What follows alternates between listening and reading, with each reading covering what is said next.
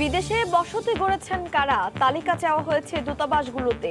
মুখোশ উন্মোচন হচ্ছে অবৈধ টাকাওয়ালাদের, দেশে ফিরিয়ে এনে করা হবে বিচার। ভারতের ভিসা বন্ধ থাকায় দেশে বেড়েছে স্বর্ণ বিক্রি। 2 মাসে 2 দফায় কমল দাম, বাজারে নজরদারি বাড়ানোর তাগিদ অর্থনীতিবিদদের। নাটোরে কুল ও পেয়ারার পাইকারি বাজারে বেড়েছে সরবরাহ, দাম অর্ধেকে নেমে আসায় লোকসানের মুখে চাষিরা। বগুড়ায় উঠতে শুরু করেছে সবজি ঊর্ধ্বমুখী দর। এবং বর্ষসেরার স্বীকৃতি পেল জাপানের টয়োটার ইয়ারিস মডেলের গাড়ি। যে কোনো রাস্তায় সহজে চলাচলের সক্ষমতায় পেছনে ফেলল ফিয়াট সহ 6টি মডেলকে।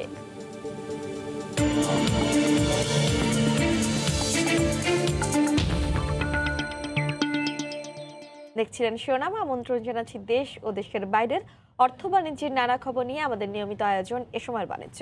আপনাদের সঙ্গে আছি আমি তানজিলা খান মেম। পঞ্চম ধাপের প্রথম দিনে স্বেচ্ছায় 2200-র বেশি রোহিঙ্গাকে নিয়ে যাওয়া হচ্ছে ভাসানচরে। এই মুহূর্তে চট্টগ্রামের পতেঙ্গায় বোট ক্লাবে আছেন রিপোর্টার কমল দে। সরাসরি যাচ্ছে তার কাছে। কমল, স্থানান্তর হচ্ছে এই পঞ্চম দফার প্রথম দিনে। এই পঞ্চম দফায় কিন্তু প্রায় 4000 রোহিঙ্গাকে ভাসানচর নেওয়া হবে, এমনটি জানিয়েছেন সরকারি কর্মকর্তারা। আর সকাল থেকে আমরা দেখেছি নৌবাহিনী 6টি জাহাজে করে তারা ভাসানচর যাত্রা করছে। ইতিমধ্যে কিন্তু 2টি জাহাজ চট্টগ্রাম বোট ক্লাব যেটি সেটি ছেড়ে গেছে। নৌবাহিনীর area commander area admiral Mozammel Haque এসে কিছুক্ষণ আগে তিনি তাদেরকে তদারকি করেছেন, তাদেরকে বিদায় জানিয়েছেন। এক্ষেত্রে যারা রোহিঙ্গার আছেন আপনার আরও 3টি জাহাজ পরিপূর্ণ হচ্ছে, অর্থাৎ তৃতীয় জাহাজটিও জেটি ঘাট ছেড়ে যাচ্ছে। তাহলে 3 নম্বর জাহাজ ছেড়ে গেল, আরও 3টি জাহাজ পর্যায়ক্রমে ছাড়তে শুরু করবে ভাসানচরের উদ্দেশ্যে। তো গতকালকে কিন্তু এইসব রোহিঙ্গাকে কিন্তু টেকনাফ এবং উখিয়া থেকে নিয়ে আসা হয়েছিল চট্টগ্রাম বিএফ শাহিন কলেজে, রাতে তাদের সেখানে রাখা হয়েছিল। সকালে বাসে করে নিয়ে আসা হচ্ছে জেটির পথে তারা জাহাজে করেছিল। তারপরে দেখতে পাচ্ছেন একটি জাহাজ ইতিমধ্যে ছেড়ে গেছে, এটি তৃতীয় জাহাজ, নৌবাহিনীর তৃতীয় জাহাজ, যেটি এখন ঘাট ছাড়ছে এবং 3 ঘন্টার মধ্যে তারা কিন্তু ভাসানচরে গিয়ে উপস্থিত হবে। আমরা দেখতে পাচ্ছি নৌবাহিনীর ঊর্ধ্বতন কর্মকর্তারা কিন্তু পুরো প্রক্রিয়াটি তদারকি করছেন। তারা যাতে নির্বিঘ্নে যেতে পারেন, কোনো রকম সমস্যা না হয়, তাদের কিন্তু খাবার ব্যবস্থা করা হয়েছে, থাকার ব্যবস্থা করা হয়েছে। সেই কারণে কিন্তু সেই নৌবাহিনী কর্মকর্তা আমরা দেখেছি তদারকি।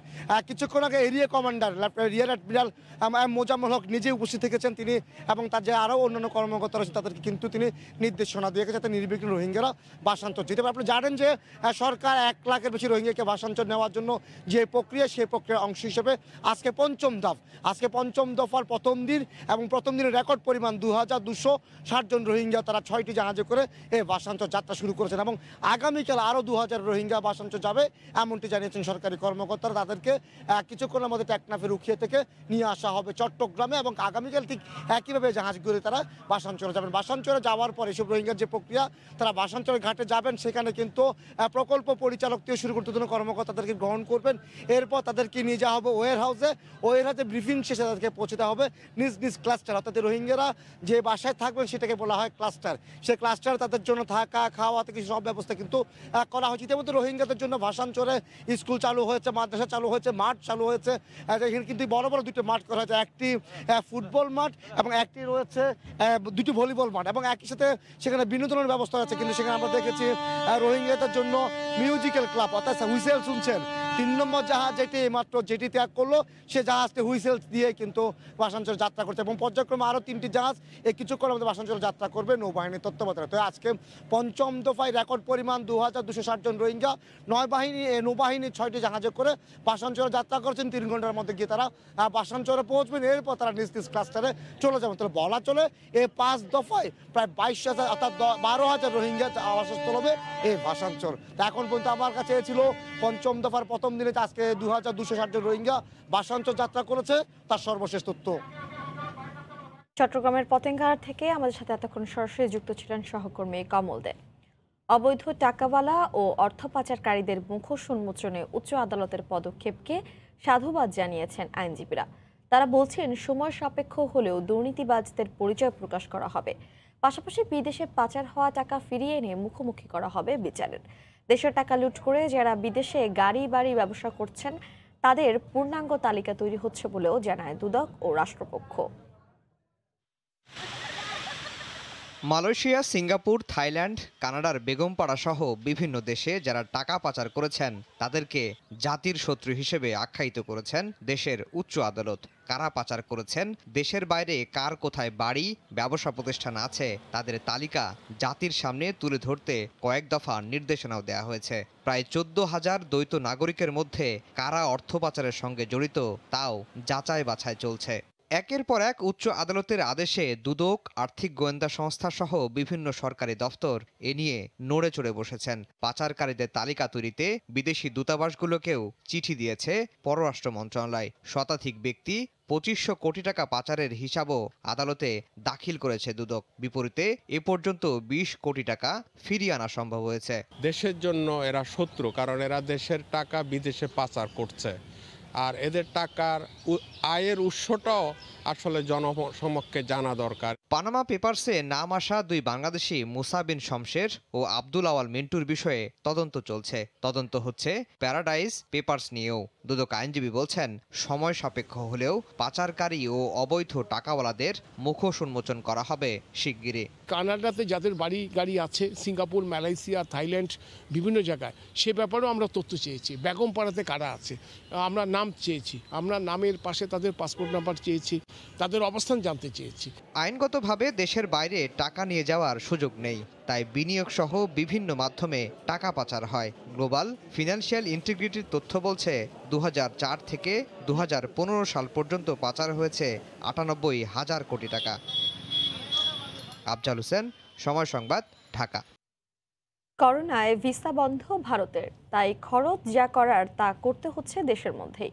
আর এটি স্বর্ণ ব্যবসায়ীদের জন্য হয়েছে শাপে বর। বাজার আরও চাঙ্গা করতে স্বর্ণের দাম এক দফা কমিয়ে জুয়েলার্স সমিতি বলছে পাশের দেশে গহনা কিনতে লাগে না ভ্যাট। তাই মৌসুমের এই ধুম পড়ে ভারত যাওয়ার। যদিও উল্টো মত অর্থনীতিবিদদের।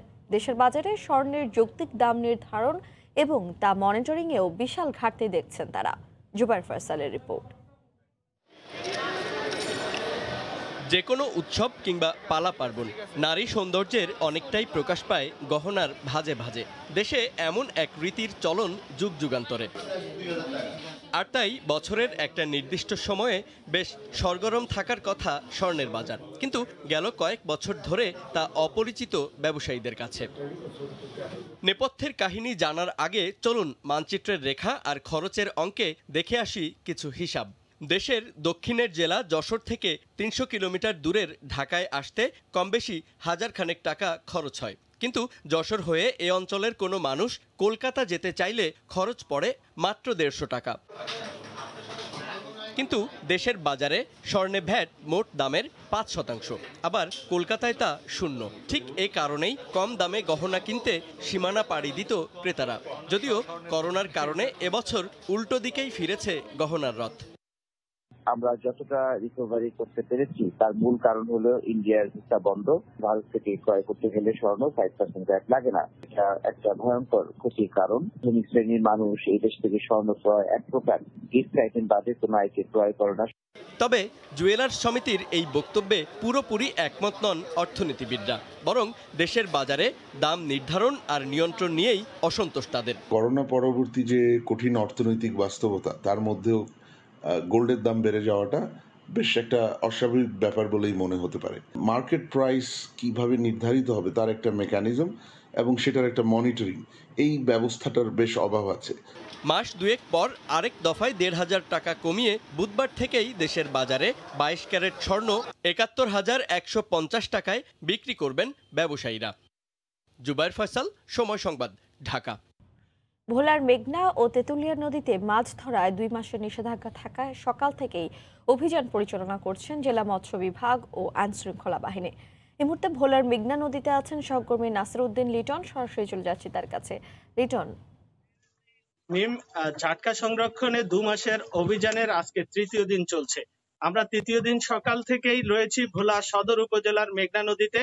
সকাল থেকে আমরা বিভিন্ন মাছঘাট এবং মেঘনার বিভিন্ন এলাকা ঘুরে বেরিয়েছি।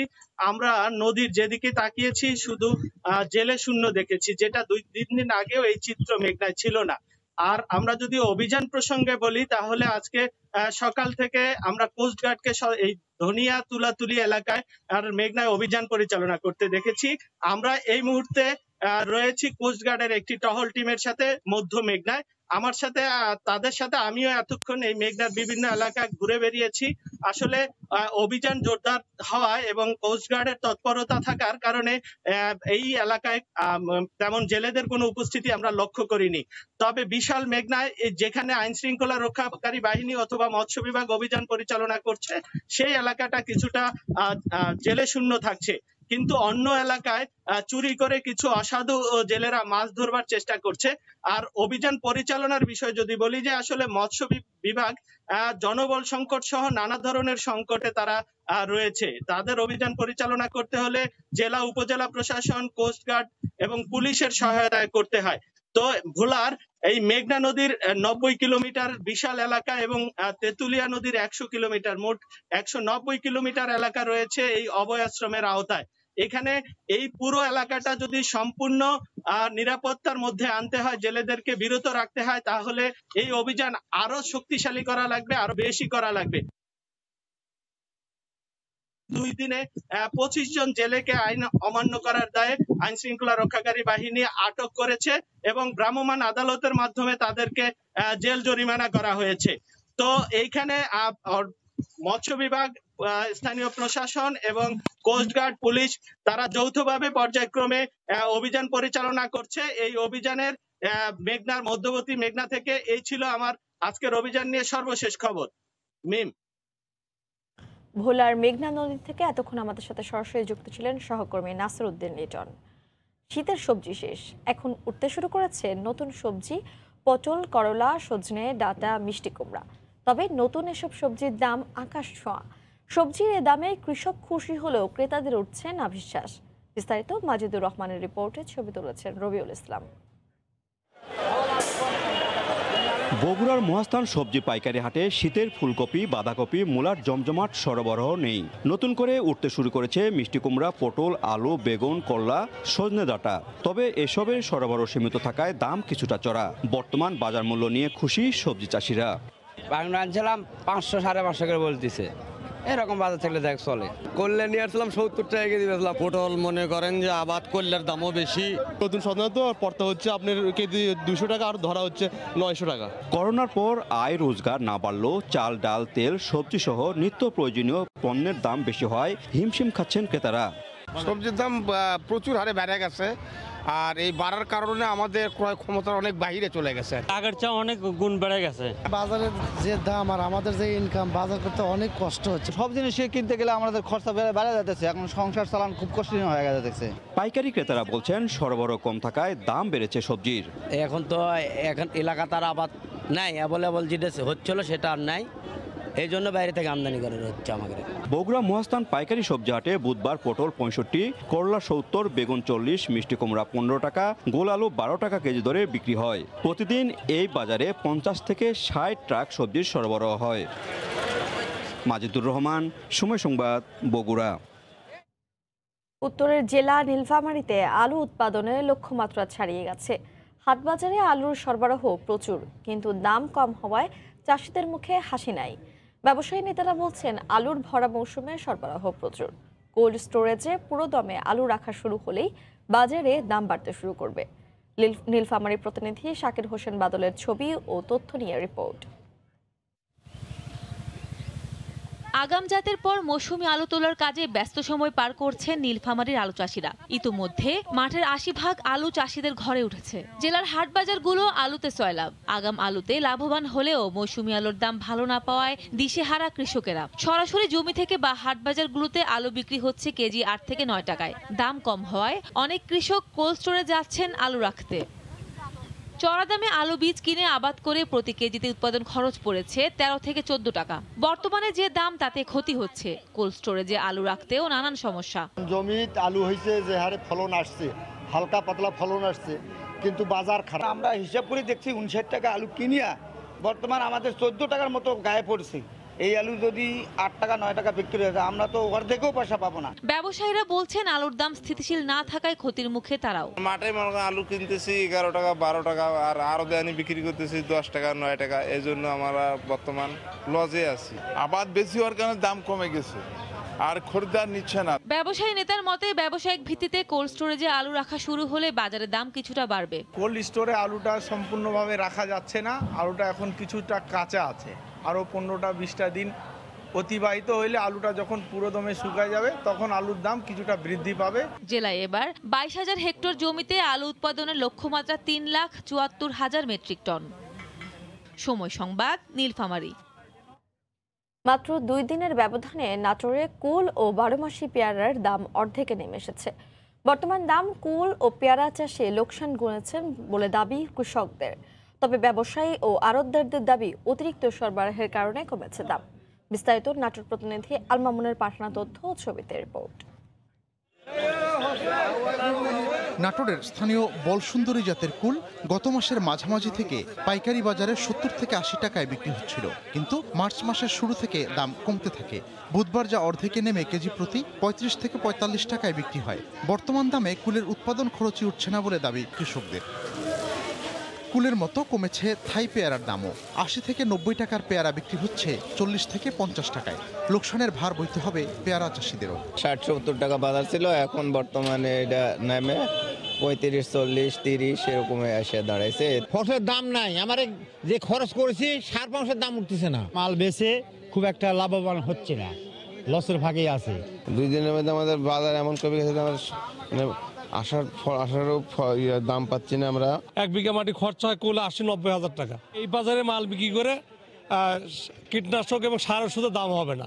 শহরের কুল ও পেয়ারার দুটি পাইকারি বাজারে প্রতিদিন 300 মন সরবরাহ হলেও মার্চ মাসের শুরু থেকে সরবরাহ হচ্ছে 600 থেকে 700 মন। এর ফলে দাম কমেছে বলে মনে করেন পাইকারি ক্রেতা ও আড়তদাররা। বিভিন্ন জেলার লোকজন এখান থেকে মাল কিনে নিয়ে যাচ্ছে, যার আমদানি হওয়ার কারণে দাম এখন অনেক কম।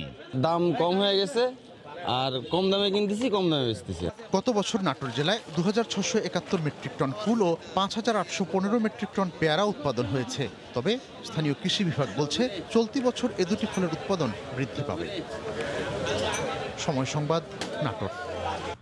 অবচয় সুবিধা কমানো ও বৈষম্যমূলক শুল্ক হারের কারণে রিকন্ডিশনড গাড়ি আমদানি খাত অসম প্রতিযোগিতার মুখে পড়েছে বলে অভিযোগ করেছেন ব্যবসায়ীরা। এ খাতকে বাঁচাতে আগামী বাজেটে বছর ভিত্তিক অবচয় সুবিধা বাড়ানো এবং রিকন্ডিশনড গাড়ি বিক্রি পর্যায়ে ভ্যাট প্রত্যাহারের দাবি জানান পুরনো গাড়ি আমদানিকারকদের সংগঠন বারোভিটা। মঙ্গলবার জাতীয় রাজস্ব বোর্ড আয়োজিত এক বাজেট আলোচনায় অংশ নিয়ে এ দাবি জানায় সংগঠনটি। বারোভিটার সভাপতি আব্দুল হক বলেন, পুরনো গাড়ির চেয়ে নতুন গাড়ির শুল্ক হার কম হওয়ায় রিকন্ডিশনড গাড়ি বিক্রি কমে গেছে। ক্রমাগত লোকসানে ব্যবসা গুটিয়ে নিয়েছেন ব্যবসায়ীরা। আমদানি পর্যায়ে 15% ভ্যাট ও 5% কর দেওয়ার পরে বিক্রি পর্যায়ে পুনরায় ভ্যাট আরোপের ফলে পুরনো গাড়ির মূল্য কয়েক গুণ বেড়ে যাচ্ছে। অন্যদিকে নিম্নমানের গাড়ি কিনে ক্ষতিগ্রস্ত হচ্ছেন ক্রেতারা। এই খাতের জন্য পৃথক নীতিমালা চান তারা। এছাড়া গণপরিবহন সংকট নিরসনে রিকন্ডিশন বাস আমদানির উপর শুল্ক কমিয়ে 1% করার দাবি জানান। খসড়া অটোমোবাইল নীতিমালার আলোকে বারোভিটার দাবি বিবেচনার আশ্বাস দেন এনবিআর। রেভিনিউ অনেক বাড়বে বাজার ভিত্তিক এবং কাস্টম আইনের ভিত্তিক করে। কাস্টম আইনে বলা হয়েছে যে ওই দেশের যদি ম্যাক্সিমাম মূল্য নেন তাহলে কিন্তু ট্রেড ডিসকাউন্ট দিতে হবে। আমরা সেটা পাচ্ছি না, তাতে রেভিনিউ ফল করেছে এবং আমাদের ব্যবসাও সংকুচিত হয়েছে। পাশাপাশি তার নতুন গাড়ি আবার এই ভ্যালু সিস্টেমে নাই, not based on any publication. তারা যেটা ডিক্লেয়ার করছে সেটাই হয়ে আসছে এবং সেখানে ইতিমধ্যে একটা ইরোশনের মতো হয়ে গিয়েছে। তারা থার্ড পার্টি দিয়ে ইম্পোর্ট করে, থার্ড কান্ট্রি থেকে করে এমনকি ওই ভ্যালু পার করে নিয়ে যাচ্ছে। বাজেটে স্যার একটা কম্প্রিহেন্সিভ পলিসি যান। বিক্রমপুরের ঐতিহ্যবাহী দোতলা ঘর, দিন দিন এই ঘরের কদর বাড়ছে, বিক্রি হচ্ছে বাণিজ্যিকভাবেও। পাকা ভবনের চেয়ে অনেক ক্ষেত্রে খরচ সমান বা বেশি হলেও নানা কারণে এই ঘর ব্যবহার করে এই অঞ্চলের মানুষ। এখন জেলা ছাপিয়ে দেশের বিভিন্ন স্থানেও যাচ্ছে তৈরি ঘর। মুন্সিগঞ্জ থেকে নাসির উদ্দিন উজ্জ্বলের রিপোর্ট। চারিদিকে সাজানো একের পর এক দোতলা রেডিমেড ঘর। দিনভর চলে ঘর তৈরির কর্মযজ্ঞ এখানে। তৈরি করা ঘর অস্থায়ীভাবে রাখা হয়। ঘর এমন ভাবে তৈরি করা হয় যা পাটে পাটে খুলে ফেলা সম্ভব। বিক্রির পর খুলে নিয়ে ক্রেতার বাড়িতে স্থায়ীভাবে বসিয়ে দেওয়া হয়।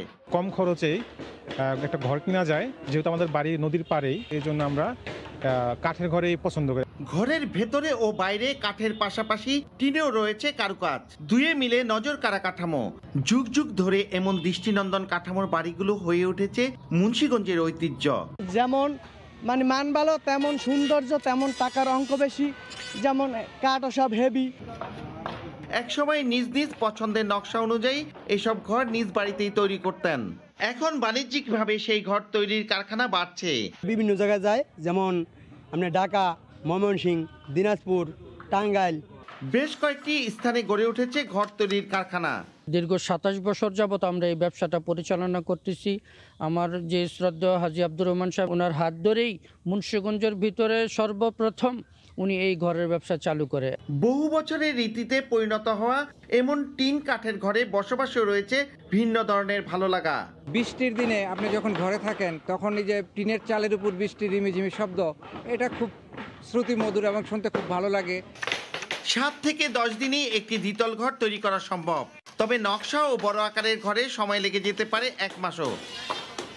এখানে ১৭ ফুট থেকে ৩২ ফুট পর্যন্ত নানা সাইজ এবং নানা নকশায় ১.৫ তলা ও ২ তলা রেডিমেড ঘর বিক্রি হচ্ছে ১ লাখ টাকা থেকে ২০ লাখ টাকায়। ঘরের মালিকরা বলছেন এই ঘরগুলোর স্থায়িত্ব ২০ বছর থেকে ৭০ বছর পর্যন্ত। নাসির উদ্দিন উজ্জ্বল, সময় সংবাদ, মুন্সিগঞ্জ। মুন্সিগঞ্জের নটেশ্বরে খননের পর মাটির নিচ থেকে বেরিয়ে আসছে নতুন নতুন প্রত্ননিদর্শন। হাজার বছরের প্রাচীন নান্দনিক এসব প্রত্ননিদর্শন দেখতে আসছেন দর্শনার্থীরা। এই মুহূর্তে সেখানে আছেন রিপোর্টার মীর নাসির উদ্দিন উজ্জ্বল। সরাসরি চলে যাচ্ছি তার কাছে।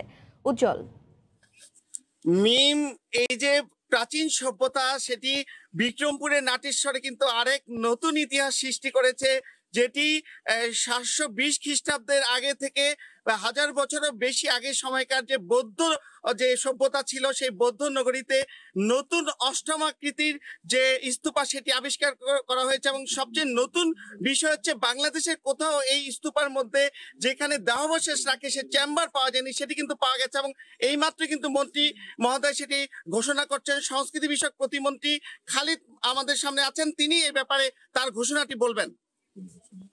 আজকের যে আপনার আবিষ্কার সেটা একটু বলেন। ধন্যবাদ। আমরা এখন আছি মুন্সিগঞ্জ জেলার টঙ্গীবাড়ি উপজেলা নাটেশ্বর দেউলে আমরা আছি। এই জায়গাটিতে 780 সন থেকে 1200 শতাব্দীর মধ্যে যে সভ্যতা ছিল, সেই সভ্যতার একটা সেই সময়কার অতীশ দীপঙ্করের যে সময়টিতে, সেই সময়টির একটি ইতিহাস আমরা খুঁজে পেয়েছি প্রত্নতাত্ত্বিক খনন কাজের মধ্য দিয়ে। আজকে যেটি এখানে আবিষ্কৃত, গত বছরে যেটি ছিল সেটিতে আজকে যেটি আমরা এখানে এসে দেখলাম যে এখানে অষ্টাকৃতির যে বসতি ছিল, সেই বসতির চারিদিকে সীমানা দেয়াল ছিল। সেখানে এখনকার যে টেরাকোটা, সেই টেরাকোটার আদলে কিছু ইটের ব্যবহার তখন ছিল। আমার মনে হয় সেই ১,১২০০ বছর আগের যে ইটের ব্যবহার যেটি ছিল দৃষ্টিনন্দন ডিজাইন করা, সেইটিরই পরিবর্তিত রূপ হলো আজকের এই টেরাকোটা। সেটি এখানে আবিষ্কৃত হয়েছে। তো এই অসাধারণ আবিষ্কার করার জন্য স্থানীয় প্রশাসনের যারা আছেন তারা সর্বতম সহযোগিতা। আমার পাশে আছেন জেলা প্রশাসক মহোদয়, এদিকে আছেন পুলিশ সুপার মহোদয়, উপজেলা নির্বাহী কর্মকর্তা, সর্বোপরি আমাদের এই এলাকার আমাদের এই তথ্য অধিদপ্তরের মহাপরিচালক আতাউর রহমান সাহেব আছেন। আর এই খনন কাজের সাথে যারা জড়িত, নুহুল আলম লেলিন সাহেব এবং ঢাকা জগন্নাথ বিশ্ববিদ্যালয়, জাহাঙ্গীরনগর বিশ্ববিদ্যালয়। স্যার, আপনাকে ধন্যবাদ। স্যার, যে বিষয়টি মন্ত্রী মহোদয় বলছিলেন যে কিছুক্ষণ আগে যেটি ঘোষণা হয়েছে যে বাংলাদেশে কিন্তু এই যে স্তূপার মধ্যে যে চেম্বার পাওয়ার বিষয়টি, সেটি কিন্তু একেবারেই ব্যতিক্রম, সেটি ঘোষণা দিলেন। এবং তিনি কিন্তু বলেছেন যে সংস্কৃতি বিষয়ক প্রতিমন্ত্রী যে এই নাটেশ্বরের যে আবিষ্কার, এই প্রাচীন যে নিদর্শন, এটিকে কেন্দ্র করে কিন্তু মুজিব বর্ষে এখানে একটি কিভাবে পর্যটকদের আন্তর্জাতিক মানের একটি জায়গা তৈরি করা যায়। কারণ পৃথিবীর বৌদ্ধদের সবচেয়ে গুরুত্বপূর্ণ। মুন্সিগঞ্জ থেকে আমাদের সাথে এতক্ষণ সরাসরি যুক্ত ছিলেন সহকর্মী নাসির উদ্দিন উজ্জ্বল। কুয়েতে মহামারী করোনার প্রাদুর্ভাব কমায় দীর্ঘদিন পর জনপ্রিয় ফ্রাইডে হলিডে মার্কেট খুলে দিলেও বাড়ছে না বেচাকেনা। এতে করে লোকসান গুনছেন দোকান মালিকরা। শরীফ মোহাম্মদ মিজানুর রহমানের তথ্য, ছবিতে রিপোর্ট। মহামারী করোনার প্রাদুর্ভাব রোধে দীর্ঘদিন ধরেই কুয়েতে কারফিউ ও লকডাউন চলে আসছিল। এতে দোকানপাট মার্কেটগুলো বন্ধ থাকায় চরম বিপাকে পড়তে হয়েছে স্থানীয় সহ প্রবাসী ব্যবসায়ীদের। বর্তমানে দেশটিতে করোনার সংক্রমণ কমায় ফ্রাইডে মার্কেট খুলে দেওয়া হয়েছে। তবে ব্যবসা প্রতিষ্ঠানগুলোতে নেই আগের মতো বেচাকেনা। একদিকে দোকান ভাড়া পরিশোধ, অন্যদিকে কর্মচারীদের বেতন ভাতা দিতে হিমশিম খাচ্ছেন প্রবাসী বাংলাদেশি ব্যবসায়ীরা। কারণে আমাদের ব্যবসা বাণিজ্য একটা আগের মতো গতিশীল নাই। ইনশাল্লাহ আশা করি আমরা আস্তে আস্তে ঠিক আগের পর্যায়ে আসবো ইনশাআল্লাহ। করোনার পর যখন দোকান খোলা হলো মোটামুটি ভালোই চলছে, কিন্তু এতটা ভালো না, যা করোনার প্রভাব এখনো আছে। সবাই স্বাস্থ্যবিধি মেনে চলবেন, আমরা স্বাস্থ্যবিধি মেনে চলছি। অনেকেই আবার তাদের দীর্ঘদিনে তিলে তিলে গড়া ব্যবসা প্রতিষ্ঠান বিক্রি করে দেশে চলে গেছেন। কুয়েতে প্রায় 3.5 লাখ প্রবাসী বাংলাদেশি রয়েছেন। এদের মধ্যে প্রায় 5,000 প্রবাসী বিভিন্ন ব্যবসার সাথে জড়িত। এর মধ্যে ফ্রাইডে মার্কেটেই প্রায় 2 শতাধিক বাংলাদেশি ব্যবসায়ী দোকান রয়েছে। সময় সংবাদ, কুয়েত। অ্যান্টার্কটিকার হিমশৈলে আবারও দেখা দিয়েছে বড়সড় ফাটল। 490 স্কয়ার মাইলের বিশাল এই হিমশৈলটি নিবিড়ভাবে পর্যবেক্ষণ করছেন বিজ্ঞানীরা। হিমশৈলটি ভেঙে বর্তমান অবস্থান থেকে সরেও যেতে পারে বলে মত বিশেষজ্ঞদের। একই সঙ্গে এতে করে গোটা এলাকার সামুদ্রিক বাস্তুসংস্থান ক্ষতির মুখে পড়তে পারে বলেও আশঙ্কা তাদের। এদিকে হিমশৈলে ফাটলের ঘটনায় মাত্রাতিরিক্ত কার্বন নিঃসরণ এবং জলবায়ু পরিবর্তনকেই দায়ী করছেন পরিবেশবিদরা।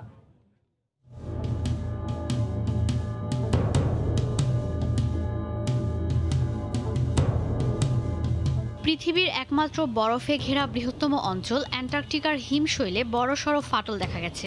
ব্রুন্ট আইস শেলফে এই ফাটল দেখা গেছে। প্রথম ফাটল দেখার প্রায় 10 বছর পর দ্বিতীয় এই ফাটলটি বিজ্ঞানীদের নজরে আসে। এই হিমশৈলটি কয়েক বছর ধরে নিবিড় পর্যবেক্ষণ করছেন বিজ্ঞানীরা। 490 স্কয়ার মাইলের এই হিমশৈল নিউ ইয়র্ক শহরের চেয়ে বড়। ব্রিটিশ অ্যান্টার্কটিক সার্ভে কর্তৃপক্ষ বলছে এর আকার 1270 স্কয়ার কিলোমিটার।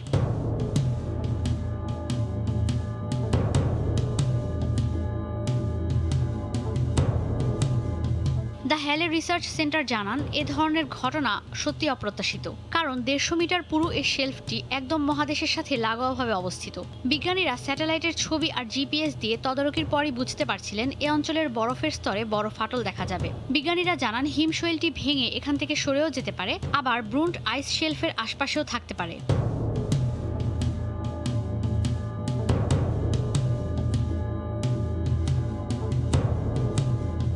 দিন দিনই বরফের স্তর ভেদ করে লম্বা হচ্ছে এই ফাটল। সব তথ্যই কেমব্রিজে পাঠানো হচ্ছে পর্যালোচনার জন্য। অ্যান্টার্কটিকায় শীতকাল চলার পরও কেন এ ধরনের বিপর্যয় হলো তা নিয়ে বিজ্ঞানীদের কপালে চিন্তার ভাঁজ। ভাঙনের সময় অ্যান্টার্কটিকার তাপমাত্রা ছিল -50 ডিগ্রি সেলসিয়াস। হিমশৈলের ভাঙনে ক্ষতির মুখে পড়তে পারে অ্যান্টার্কটিকা অঞ্চলের সামুদ্রিক বাস্তুসংস্থান। এর আগে 2017 সালে এত বড় হিমশৈল ভেঙে যায়, বরফখণ্ড মিশে যায় সাগরে। অ্যান্টার্কটিকার পরিবেশ আর মহাকাশ নিয়ে গবেষণার জন্য 1956 সাল থেকে অ্যান্টার্কটিকার ব্রুন্ট আইস শেলফে 6টি গবেষণা কেন্দ্র কার্যক্রম চালাচ্ছে। পৃথিবীর 2 পোলার অঞ্চলের একটি অ্যান্টার্কটিকা। এ মহাদেশের 98% বরফে ঢাকা থাকে। 1,40,00,000 স্কয়ার কিলোমিটারের এ মহাদেশের হিমশৈল আছে 2,65,000 গিগাটন। পৃথিবীর 61% বিশুদ্ধ পানির উৎস এই অ্যান্টার্কটিকা। অ্যান্টার্কটিকা, আর্কটিক, গ্রিনল্যান্ড আর বরফে ঘেরা দ্বীপগুলোর বরফ যদি গলে যায়, সমুদ্রপৃষ্ঠের উচ্চতা 70 মিটার বাড়বে। সব উপকূলীয় এলাকা পানিতে তলিয়ে যাবে। অ্যান্টার্কটিকা বছরে 11,800 কোটি মেট্রিক টন বরফ হারাচ্ছে। ঈশিতা ব্রহ্ম, সময় সংবাদ। এই সময়ের বাণিজ্যের শীর্ষ সংবাদগুলো জানিয়ে দিচ্ছি আরেকবার। অবৈধ টাকায় বিদেশে বসতি গড়েছেন কারা, তালিকা চাওয়া হয়েছে দূতাবাসগুলোতে। মুখোশ উন্মোচন করে দেশে এনে করা হবে বিচার। ভারতের ভিসা বন্ধ থাকায় দেশে বেড়েছে স্বর্ণ বিক্রি। 2 মাসে 2 দফায় কমল দাম। বাজারে নজরদারি বাড়ানোর তাগিদ অর্থনীতিবিদদের। এই ছিল এই সময়ের বাণিজ্যের সঙ্গে থাকুন সময়ের।